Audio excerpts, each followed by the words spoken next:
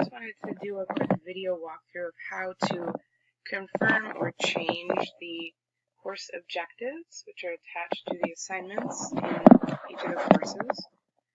So each of you has a course that you'll be working in, and you were sent an Excel spreadsheet. And what you'll notice is along the bottom are the different areas. So obviously in your math courses, you'll see the courses listed, and it starts with MA 090 and then progresses as you go. So for this example, we're going to look at the English 104 course. So I'm going to go ahead and scroll down here to EN 104. And what I want to show you is within this Excel spreadsheet, what you're going to see is the course is A. B is a course code with the course objective that we're using. C is where it is at within the course or the assignment. And then D is the title. Okay, so for example, if we're looking at the Unit 1 assessment, which is revising and planning for the This I Believe essay, it is going to be aligned to your course objective 1, and you're going to see it in the content row of the rubric. So let me go ahead and show you what that looks like in the class. So if we go into the assignments, and we click on the pre-writing and planning for the This I Believe essay, what you'll see is here's our rubric, and under the content there is the the EN course objective 1, which means that that is where we're collecting data for that course objective. So on the home page of each course, you will see each of the objectives and the numbers. So 1 was identify how writing can be used to deepen the understanding and work through complex ideas. And those numbers are going to align to the rubric. So what we're asking you to do in this project is to confirm that what we've identified so far for these courses is correct. And if there's anything that you see that is missing, that needs to be added or changed, we'd like you to help us with identifying that. So there's 2 pieces that we're looking at. One is our course learning objectives, and the other is the price of success. So just for a reminder for all of us, we do have the price of success, and I do have the definitions here in the price information tab. So professionalism, respect, integrity, caring, and engagement. And you want to think about how these could also be measured within your assignments.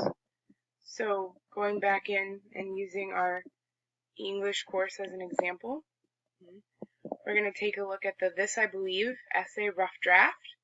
And what you'll see there is we again have the course learning objective 1 attached to the content row. But you'll see here for price for integrity, we have that attached to our APA row. So students using citations are showing integrity.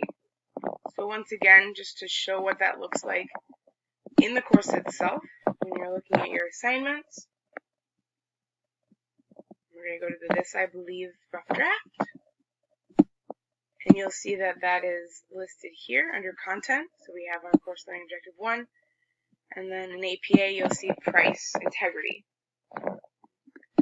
So the request for this project is to look at each of your courses, and again, just to confirm that these are aligned correctly, and then also to make any changes that you feel, as the subject matter expert, is warranted. So a couple things to note is we can tag multiple objectives on any rubric row, depending on what we're measuring with that rubric, based on the assignment. You can choose any of the rubric rows, so if it's content, APA, analysis, so any of those could be tagged. If you have an assignment that does not have a rubric, so some of our courses maybe have a midterm exam, you can actually tag an entire exam. So an example of how that would look is if I go up to our EN 090 course, we have a midterm, which is a multiple choice exam. And what we've done there is we've actually said we're going to measure the score on the entire assignment to calculate towards the data for course learning objective 1 in that course. And so if there isn't a rubric, we can still use that assignment. We just tag the entire assignment instead of the individual rubric rows. For the individual rubric rows, though, it is going to be a little bit more targeted in what we are looking for. So the last piece of information that is key with this is if what we have in this document is correct, what we'd like you to do is make it green. So we're going to turn the text green, which says you've confirmed it and you believe that that is correct, and we're going to keep it.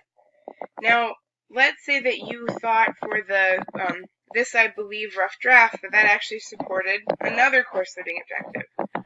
What you could do is you could insert a row, you could type in your information. So let's say we thought it also supported the second course learning objective. Okay. Then what I'm going to do is I'm going to turn my change red. So anything that you've added or changed, you would want to turn red. If you're simply changing something, you would just also turn it red.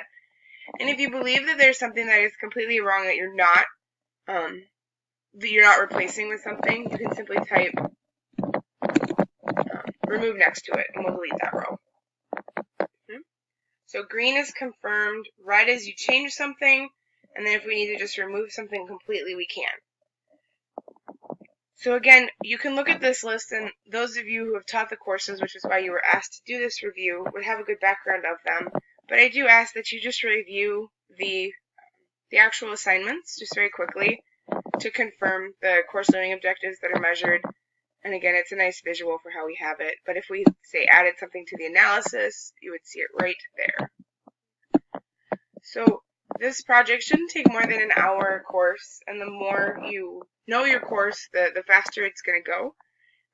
But if you do have any questions or anything just isn't working just right for you, please let me know. You are also more than welcome to add comments in to the rubrics. So in this E column, if you have a question or a thought or a comment, or you'd like confirmation, we can absolutely follow up. I'm going to ask for the English and Humanities group to work with Rebecca on getting the information, because then she'll be able to compile it all. And then for the science group, I'm going to have you work with Todd so that you'll be sending your information to him, and he'll compile it and get it back to me. And then for the math, the professional development, and the psychology and social sciences, I'll work on that myself. So we're breaking this up.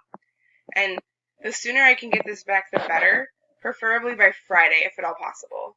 So thank you all again for helping with this project, and I'm really excited to see the data that we're able to pull with these very targeted rubric alignments.